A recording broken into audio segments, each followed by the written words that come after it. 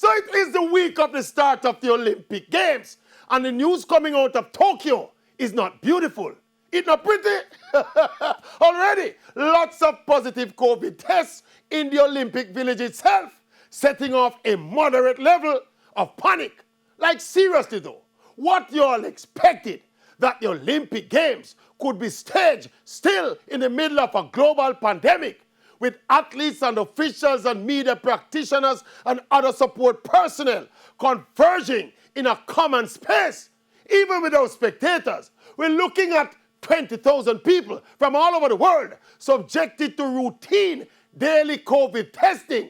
Then we must expect we have positive tests. Can you imagine taking 20,000 random people from all over the world and test them every day over a 3-week period?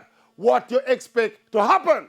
The fact of the matter is that in the early days of the pandemic, the world was gripped by fear and uncertainty.